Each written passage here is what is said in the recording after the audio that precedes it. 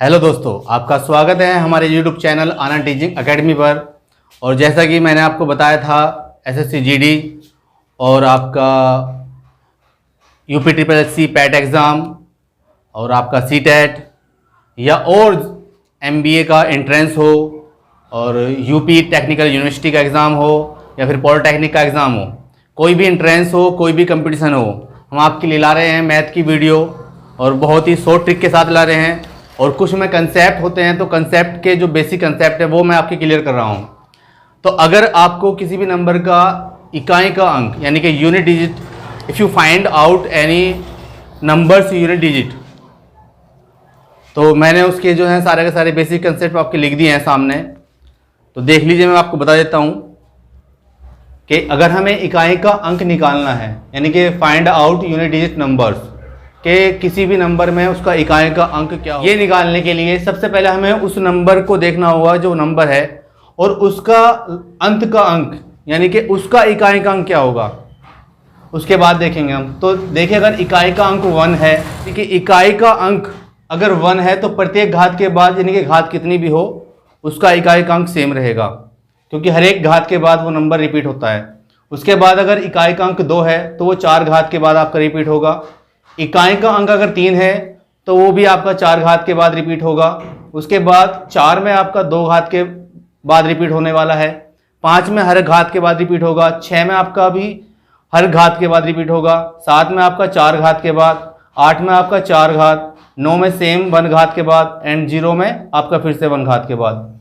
यानी कि सिर्फ आपको याद रखने हैं कौन कौन से, 2, 3 और आपका 6 और 7। तो इन्हीं पे क्वेश्चन बन सकते हैं, या फिर एक ये वाला इंपॉर्टेंट है 4।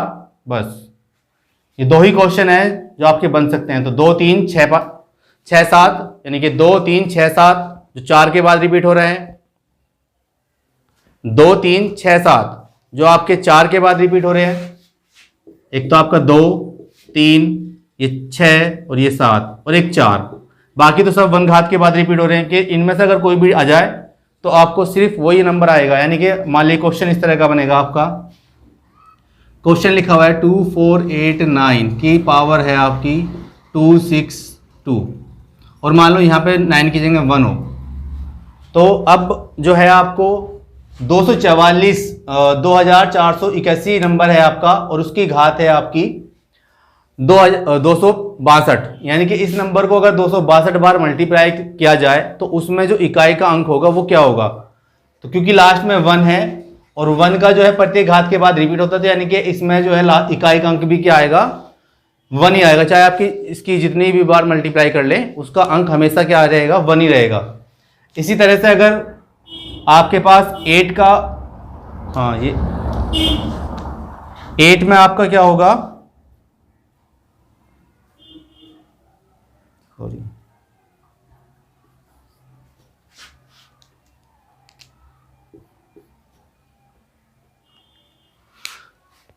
तो जो यहाँ पे 6 था वो मिस्टेक से हो गया था। 6 तो हर एक घात के बाद यानी कि हर एक 1 घात के बाद ही आ रहा है। तो ये 7 और 8 है आपका, 2, 3 और 7, 8, 2, 3, 7, 8, 2, 3, 7, 8 आप याद रखें, 4 के बाद ये रिपीट होता है।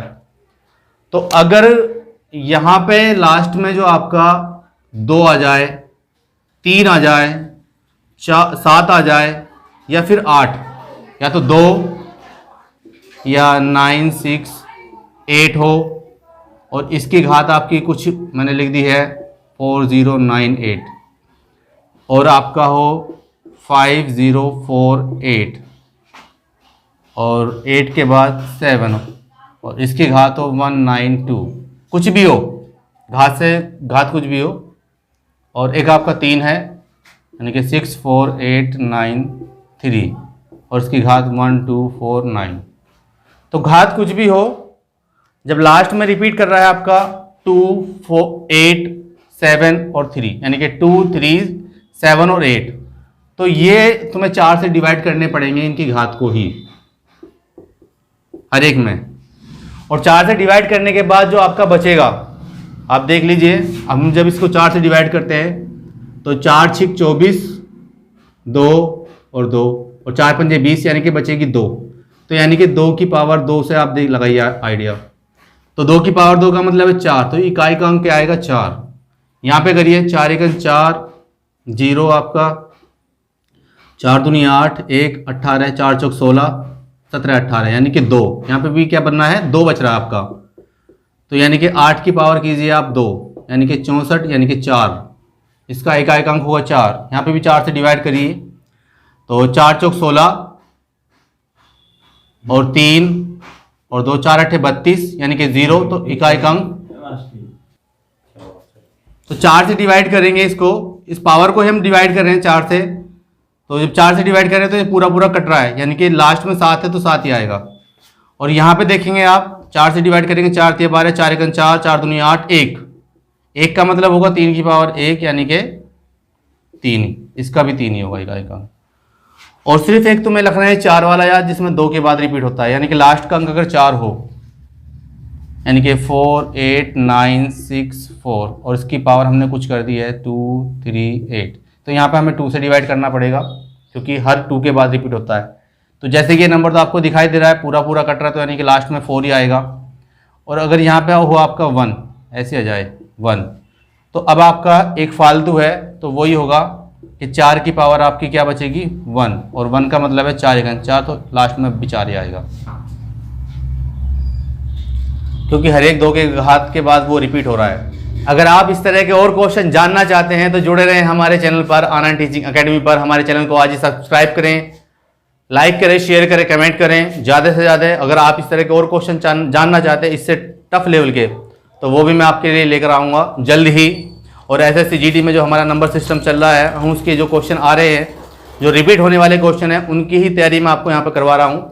और कम से कम टाइम की मैं वीडियो बना रहा हूँ ताकि आपका समय बचे और आपको ज़्यादा से ज़्यादा जानकारी मिले कि किस तरह के क्वेश्चन पूछे जाते हैं। जितनी ज़्यादा आप प्रैक्टिस करेंगे उतना ही ज़्यादा आपके लिए फ़ायदा होगा।